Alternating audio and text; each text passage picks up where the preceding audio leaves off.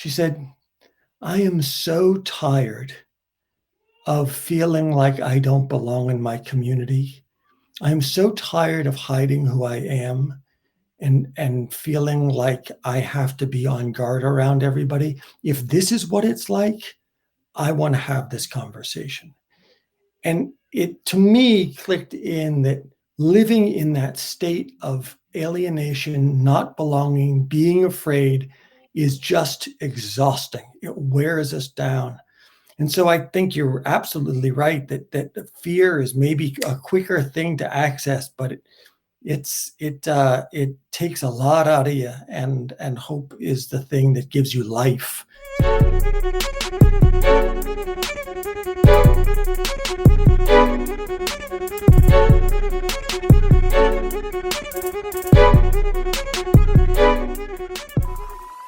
John, Katie, welcome to the show. Thank you. Thanks for having us. So glad to be here. Excited to have you. Welcome. We always enjoy and have had multiple people on the show with a common purpose and common cause. So it's always fun to have conversation with fellow and lady conversationalists, as we've had a few actually on the show. So to start off, in the lead up, we talked about your favorite tip to navigating difficult conversations. John, love the practicality of changing yeah, but to interesting, tell me more, which I think is very functionally tied to Katie, your idea of tap into your own curiosity, which is very much tied to one of our 4 core principles within our approach to helping others navigating psychological safety for difficult conversations, and that is embracing and engaging with curiosity. Mm-hmm. So we will start, I'm going to go right to Katie on understanding from your perspective, what does it mean to tap into curiosity, and how do you go about doing that? I love this idea of kind of embracing your own curiosity, because there's a spark that I think can easily get stuck or can easily get lost. And that can be true whether you're stuck in a strategic planning conversation with your team and you just cannot seem to move forward, or whether you're stuck in a really difficult conflict in your community or with your family, whether it's around politics or around identity, that you just kind of get into loggerheads and you just kind of keep saying the same thing back and forth, and nothing ever really changes until you can get out of that. And I think one way to do that I have found is to just pick up on something that someone has said and be like, oh, that's interesting. I actually want to know more about that. Or that's unexpected. Or even if it's not, even if it plays in, you can just say, I feel like there's something more to that. If someone says something kind of a hard position right out the gate, you can say something like, how did you come to that belief? Tell me more about who taught you that belief or where you learned that belief. In an organization, it might be, tell me about how your job has intersected with that belief. What have you seen happen that gives you that perspective? And it just opens up this whole world of conversation where all of a sudden people can talk about what matters to them. And it's this kind of immediacy of getting unstuck and opening up some new air into a conversation that has felt pretty stale and pretty kind of old and well-trod in many experiences. I think there's an interesting bridge here between what you just said and what John said. So we can get his response, but what you just said there answered part of a question that formed as you were talking, which was like, all right, well, what if it's something that's triggering? It's not just a hard position, but like I'm physiologically triggered. How do I stay in my curiosity? And you answered part of it there. Curious if you have any other thoughts on using curiosity there, and then I'll throw that over to John to. I think for me, there's also a piece of curiosity that is agency. That you have a choice of whether you want to lean into that. And I think that can be freeing. If you feel so emotionally triggered that you need to step away, knowing that you can step away gives you the space to lean into curiosity when you want to. Like you can say, I opt into this conversation, but I want it to go differently. And that for me is the place that I can say, okay, if I want to stay here and I want to do this differently, how can I learn more about what this means? But I think that only happens when you feel like you've opted into that choice, especially when you're emotionally hijacked and you have the opportunity to say, I appreciate what you said, I'm going to step away. Right. And then the curiosity is about yourself, right? The curiosity is, wow. Yes. Something just happened there and I am like here and I'm, maybe I know what it is because this is an old story and an old loop that I've been part of, but maybe I don't. And I like, why is this going on for me? And exactly what Katie said, it's agency. It's like, can I bring intention and not have to react out of that space, not have to feel like I'm going to bring something that I did not want to bring to this. This is not who I want to be. This is not who so what's happening to me? What's happening in this moment? Can I sort of walk myself back down my ladder? The breath, the just sort of pause, the giving yourself a break, slowing things down, that curiosity about yourself. One of the things we talk about in dialogue is, we hope that you'll learn a lot about the other person. We also hope you'll learn a lot about yourself and what you deeply care about it. And that's actually, it surprised me. We used to say that. It's in our script. We say that all the time. And then I remember hearing one participant say that in the end, after a dialogue, takeaways and all that stuff that we do at the end of a dialogue. What are you going to take away from this? And they said, I've never realized why this was so important to me. And now I do. That level of curiosity about the self is just as important as it is about somebody else. There's a quick question. An old saying that Rodney, Go ahead. 1 second. There's an old saying that Rodney that we've actually put in our script is you can't hold two emotions at the same time. So it's physically impossible if you perceive curiosity as an emotion, not just an intellectual exercise, because I think we can feel curious, right? Like there is a feeling of curiosity. So you can't be angry and curious at the same time. So if you anchor on your curiosity, you cannot be angry. So it allows the momentum to go forward and just continue to be curious as you navigate whatever that conversation or space actually is.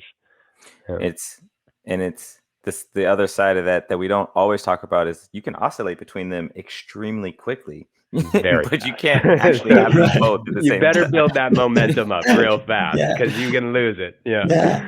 And it's actually you've got to find the pathway to it. You have to build habits to it because I have lots of habits that go straight to 11 where I can go there and I can build that habit or I can build the other habit, which is to, okay, what's going on? What can I do here? Can I ask a question? And it becomes a habit that helps form an intention, right? Sometimes I can't get there, with my higher order thinking. I actually have to get there out of habit and the other follows behind. Which speaks directly to your tip of, interesting, tell me more. Like it's just a functional, like if you can't get out of it, just say those words. That's it. That's my mantra. At least head in the right direction. Yeah. Well, it's also it kind of reminded me of the story of the two wolves, the good wolf and the bad wolf. Like which one are you going to feed? The one you feed is the one that's going to grow. So which intention are you going to set and feed is very much where that goes. I had a question about, you mentioned agency and you can walk away. Like I immediately started asking myself, why is it that I stay engaged in conversations that I know are not going anywhere? Like it's only going to get more contentious. And I want to pose that to y'all. Like, why do we stay? Why do we stay in those situations? So one of the agreements that we oftentimes suggest for our dialogues is that we always speak for ourselves. I have the sneaking suspicion that this question can be very personal. And so I'll say for myself, I stay, the most frequent reason that I stay is because one, I think I can do it. Like there's a voice in the back of my head that says, if I just keep saying the thing, if I just keep with it, then I can do this, even though if I were to really ask myself, or even if I were to take a step back, I would say, this is going nowhere fast. And I think just as a aside, when we started doing strategic planning, or when we started planning last year, we started having one person on our team be an energy monitor, which I thought was really interesting, because it's their role to basically notice when that's happening. So you don't have to. They can say, you know what, I'm going to call a break. And it's because it's hard to do when you're the one who's like, I just have to make them understand. If I keep going, I can make them understand. I think that's right, and it is personal. I think if I think back on the moments where I've been in that place, something's at stake that I really care about. I feel like I have to stand my ground. My choices get limited, right? My mind says I either live or die, I win or lose, right? All of my choices feel like they're binary and ultimate. And it's now or never, like all of that. So I lose capacity. I lose all of the options. I lose creativity. I lose heart. I lose possibility and hope. And so it's like it's fight or flight. It's live or die. What about you, well, I want to answer it in two ways, because I love the idea, and I want to call this out. This is very specific to the audience, so it doesn't get lost, as the idea of agency and speaking for self, because it is very much our instinct to project our own personal experience onto others and then say, this is what most people do, right? My instinct when Rodney actually asked that question was, well, ego is clearly the answer. However, you both gave an answer that, yes, you could tie to ego if you were so hell-bent on making sure that your position was solidified there. But at the same time, they were two different answers. So I love the sentiment of speak for yourself, because it is really, really hard. It's something that reminds me of Sophie Barron from The Conversationalist, that she use I statements, right? Like, I do this versus we people, and then other people are like, yeah, but I don't do that, right? How about you, Rodney? My answer is somewhere between all of you. I think, Katie, what you said is, yeah, that's my Enneagram 3 coming out. Like, I see myself in all of you, beautiful people. Like, I am you. We are all of us. It's, I mean, at the root, it's like, I want to be right. Like, I am right, damn it. Like, why don't you know that? But I think it's much more the it's pair that with the physiological and the myopic. My options are off, and I'm not seeing straight. I'm not thinking straight. I think it's kind of all of what you all said. So, yeah, thank you for indulging the question. So, coming into every conversation, I always like to prepare one question, and I don't usually say that other than to tie it back to one of the things that you said, John, in the lead up, where we were talking about what keeps you going, and you said hope, and Katie, you said seeing little things work better, which ties directly into the question that I had prepared coming into this, because Essential Partners has been around since 1989. This is a long time in the conversation workspace. Most people that we talk to have been in the conversation workspace for a long time. And yet, we, due to social media and all of the reasons that make it harder these days for people to engage, and we actually see a devolve of relationships at a higher percentage than, as statistics have shown, familial relationships, friendships. I'm no longer, all because of politics generally, right? But all kinds of reasons to where people feel justified in saying, I'm allowed to not like you anymore. So what is your hope for the future, being that we have seen this especially over the last 4 to 8 years, and keeping this work going. I think so. For me, it's always kind of funny that I ended up in the space of conversation, because I grew up in a military family and have always been, and John can speak to this, very operations focused, kind of very, how can we make this efficient? How can we make it effective? And it took me a long time to realize that taking the time to invest in relationships and conversations that are important, that are healthy, that are inclusive, creates better results. It just makes things better. And you're going to get better decision-making. You're going to get better work together, better collaboration, better innovation. And the results are there. But I think it took me a long time to be able to say, I want to invest my time and energy in this, knowing that it will pay off down the line. And I remember working with a group of students at a university over the course of a semester, and their work over the course of the semester was to design and facilitate a conversation on a topic that mattered to them on campus, that had to bring in different perspectives or identities related to that issue. And one of the students started talking about a pretty contentious housing policy that had changed in the university, that had made, that was really tough for students who couldn't afford off-campus housing. And she decided to do a dialogue on this issue between administrators and students. And they held this dialogue while a temp protest was happening downstairs. And deans were there, and students were there, and activists were there. And she said afterwards that all of them felt like they had been heard and seen. And that 2 weeks later on campus, a student and an administrator were just having coffee together to talk more about it. And you just see that this investment, and she had worked for the whole semester to bring these people into a room together, because there was a lot of distrust, a lot of tension around this issue. And administrators and students alike saying, why would I come to this space when I'm just going to get yelled at, or when I'm not going to be listened to?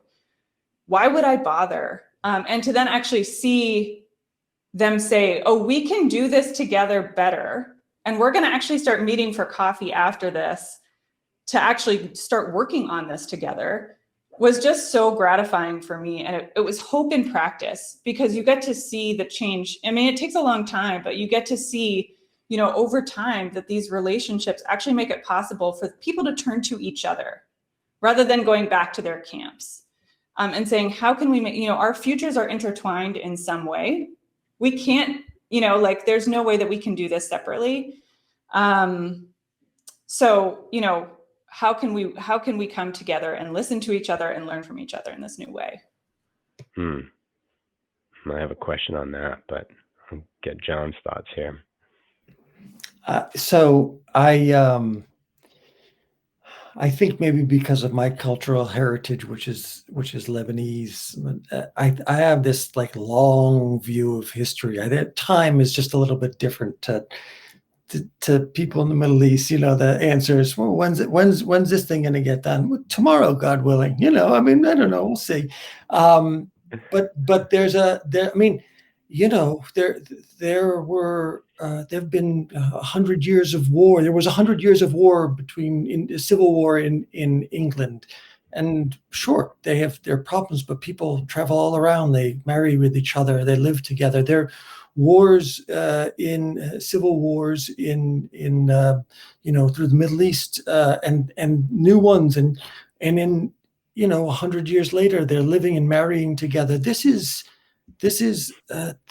possible. We can do this, right? This is who we are, and for every moment where there is a moment of hatred in our country, there are thousands of moments of love and connection. And one of the projects we're still doing down in Columbia, Maryland, is this interfaith community. It started with 6 congregations, Muslims and Christians and Jews and different denominations within all of those parts. And now it's grown to I think there were 62 different congregations in this past year. But after the first set of them, the Tree of Life synagogue shooting happened in Pittsburgh, right? And the synagogue in Columbia, Maryland had a service to pray for and commemorate that. The rabbi told me that she had to do a service twice. She had to do one inside and then go out into the parking lot and do another service because so many people came that they had built relationships with through these conversations that wanted to show their support. They couldn't fit into the temple. She had to go out and do one in the parking lot for people who would come. Sure, there's going to be moments when people do things, acts of hatred. There are going to be moments when we're frustrated with each other. There is so much more love and kindness and reaching out to each other, so much more capacity for that. We just need to make space for people to see that, for people to understand that. It's a long arc of history that we're in the middle of. So we just, that's why we have to keep hope. I think in between your two answers, what I heard, one thing I pulled out of it is that it's hard. You often hear people say conversation isn't action. Conversation isn't moving things along. And it's very much an entitled point of view in that I want something to happen right now. And most important things, most meaningful things don't happen right now. They take time. And because I don't see that action right now, that's a barrier. And then the other one I think is it requires staring down some internal demons. And that is wickedly hard. It's painful, I would even say. Yeah. And it's a lot easier to just be like, I subscribe to this view set and I'm going to just keep it moving, bro. Just like get out of my face, keep it moving. I'm going to then to sit down and sit and talk to whomever. So yeah, but thank you for the answers. That was wonderful. I think there's an interesting component that, I mean, they're very similar, and there it comes to this space that you said, Katie, about, well, why would I bother? That mentality, to Rodney's point, that is very much interwoven. Like, why bother? The most common thing that we always try to break down is, I'm not going to change their mind, right? Well, why are you trying to change their mind? Like, if that's your goal, you're right, you're not going to. So, but that leads to why do I bother? And so how do we get people? And I think we're all trying to find this answer because I think we'd be killing it as businesses if we did. But how do we get people to see those things as possible so they go, oh, that's why I would bother? You know, it's interesting. I think, oh, sorry, Rodney. You go. No, I think but you go. I was actually going to say. I'm the host. You're the guest. You go. Well, I'm just loving this anyway. So, but I think I actually want to speak to both of those things because I think it's a both and. Because what Rodney, what I heard you say, and something that we oftentimes work with clients in this really messy middle, like even if we can get them to start the conversations and invest in this, that things sometimes get harder before they get easier. Because when you start talking about stuff starts coming up, and some hard stuff starts coming up. Stuff that you may have not wanted to pay attention to before, or may have wanted to kind of put in the closet and shut the door and like never touch again. And I think lifting that up in that middle ground where you don't know what to do with it yet is sometimes the hardest part. But I think to your point, that there's also this piece. Actually, I was just working with this school in Georgia, and we've been trying to kind of they're kind of a middle and upper school. Most of they do preschool through upper school, but it was really interesting because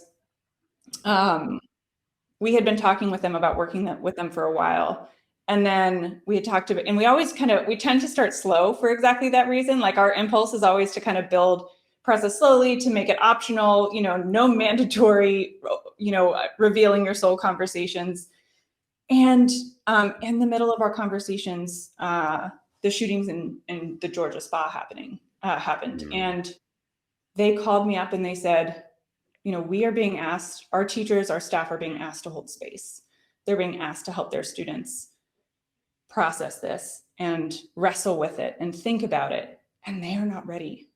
And I think, and what they said to us is, look, we know that we're not going to do this well if we do this now. If we open this up, we don't know if we can close it yet. And so we actually need to do this yesterday. Like, we need to actually, and the whole thing moved forward, and we're going to end up working with all of their faculty and staff, because I think people are starting to realize that, especially if you are in a space where you're in a leadership role, or you are in a teaching role, or if you are invested in a community in some way, you're starting to have these conversations. And, I think there's the hope piece, but then there's also the, like, how do we help you not be terrified of this, or not know that you can handle it and handle it well, not know that you can sit and hold space for these people who desperately need it, and know that you can do it. And that's, I think, a gift, that people, once they feel confident enough to do it, to say, like, actually, if this were to come up, I can do this. I think that there's something new that comes from that, that can get you through both that first step of why bother, because if you're going to have them anyway, might as well do them well, or you might not, don't avoid them. But it can also get you through that messy phase where you're kind of stuck in it until you know what you're going to do with it. To what you said, Keith, I want to ask everybody, is hope more powerful than fear?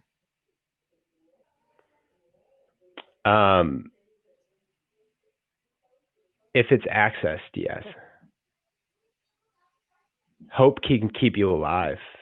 I mean, fear can keep you alive too, but like, hope can keep you alive through the worst of worst times. Fear can keep you alive in a moment, but hope can keep you alive for a long time. I think fear is easier to access because we're used to it. We know it. We understand it. We see it. It's primitive. Hope is not. Yeah, I primitive. think it's that one. Hope is primitive. Evolved. Like, we're hardwired for fear. Is the like, and we access fear because it's acute. So it's easy to pull from in moments. It's easy to be afraid of a snake. So it's thus easy to be afraid of my neighbor because it's the same emotion. But hope is cognitive and it's existential in a lot of ways, and it's forward looking. You get confronted with a snake, you don't go, boy, I hope it doesn't bite me. No, you run. What do you two think? Yeah, and fear is exhausting. It's absolutely exhausting. And that's part of what happens in polarization. And it's part of what we're seeing in our country now. People get exhausted and they just check out. I don't want to do this anymore. I just can't be in it. We were asked to do some dialogues around guns, right? And so we always do a lot of research and a lot of mapping before we get into a new conversation. I didn't know much about guns. It's not really part of my culture, but we got together a bunch of people that were all gun owners, gun rights advocates, and they came ready, right? They were in sort of full battle mode. They wanted to convince me. They didn't know who I was. Who paid for this? You can't convince, you can't take my guns. I just want to learn. I'm just here to ask some questions. You know what? Well, what do you want to do with it? Well, we were talking about maybe having dialogues between people, and you can't talk to them. They don't get it. They're just, okay, that's fine. And maybe they won't. Can I just ask some questions? All right, go ahead. So I'd ask, and tell me about your first gun. Tell me about, what your some experiences.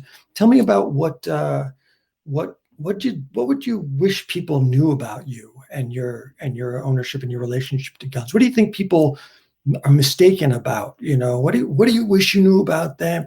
Sit and listen for like an hour and a half and just take notes and show them, really listen. And at the end, one of the women said, can we do this with people who are on the other side?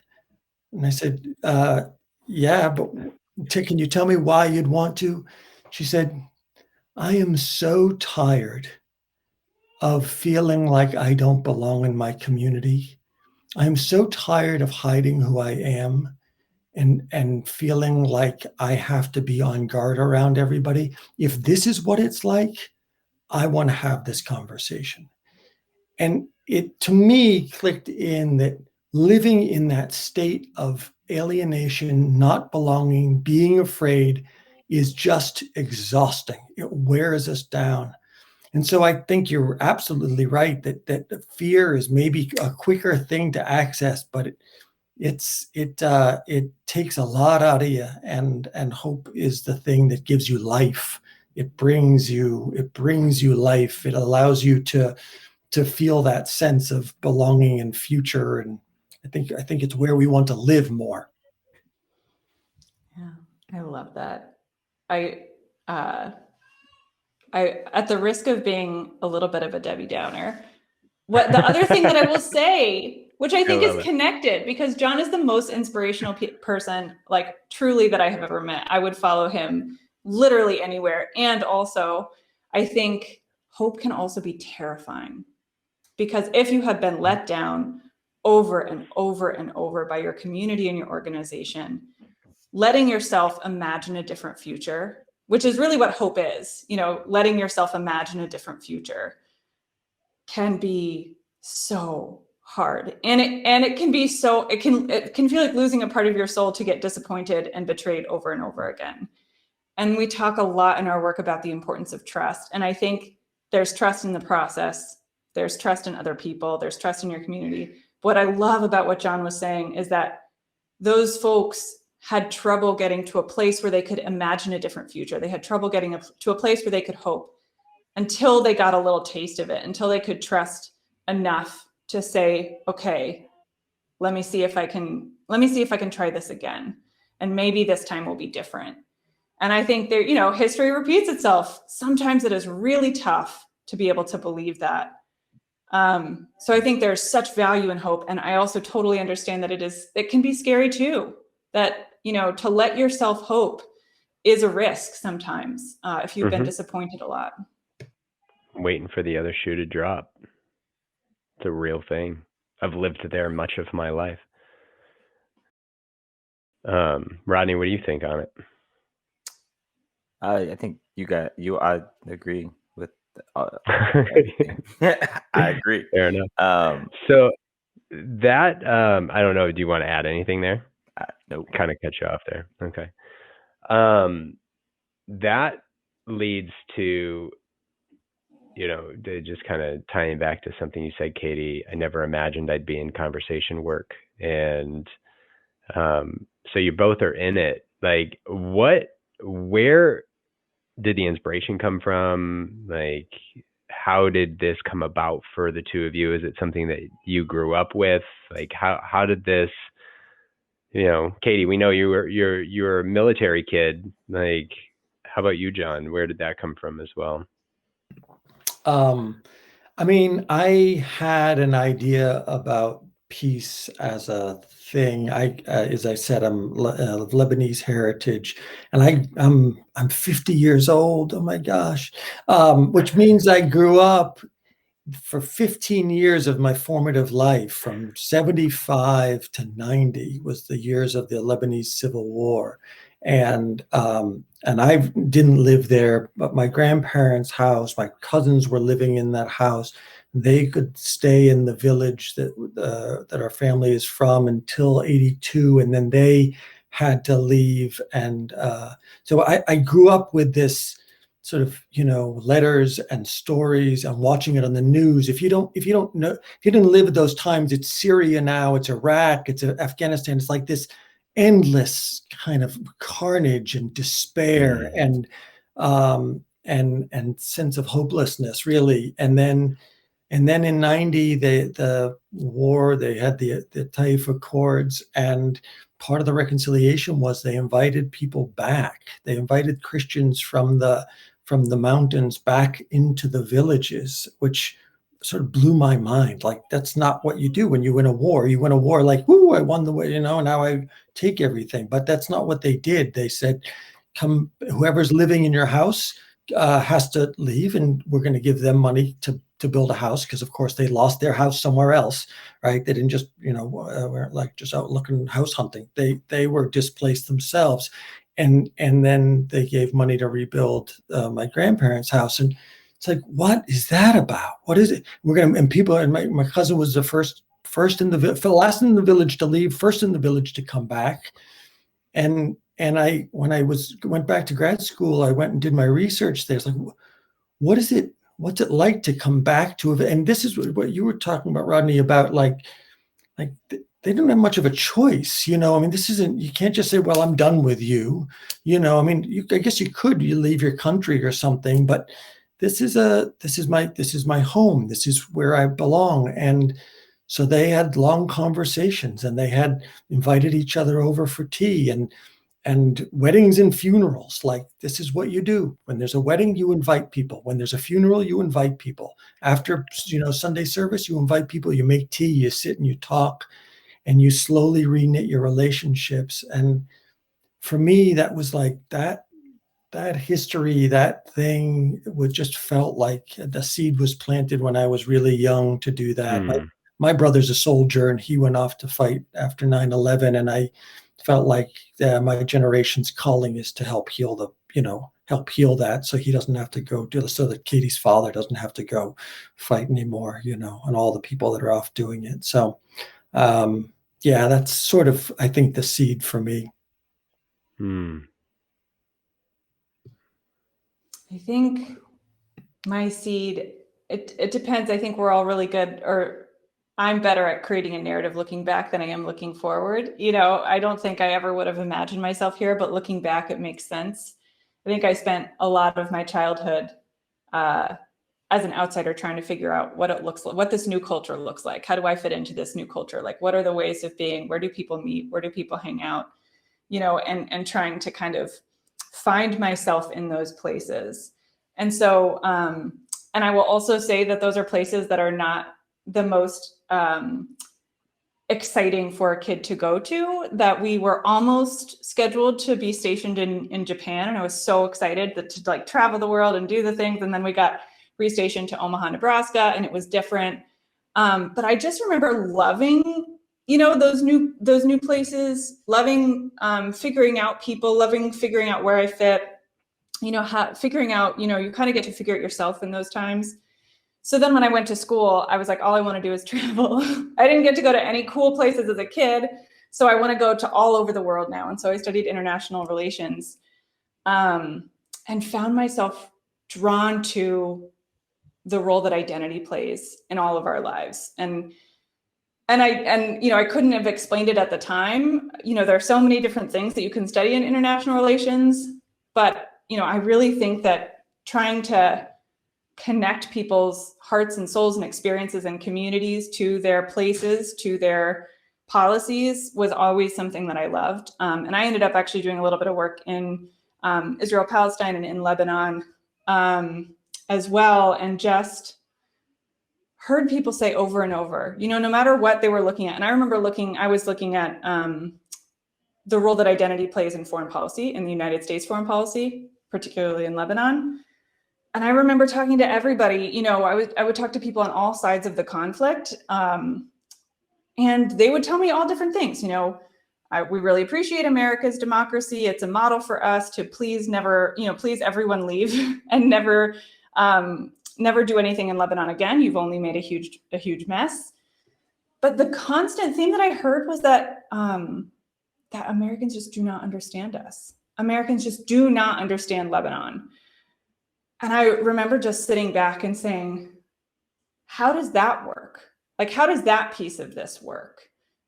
You can create complex and nuanced research, and I was using all the research that policymakers had access to, and it's beautifully done and articulate and talks a lot about identity.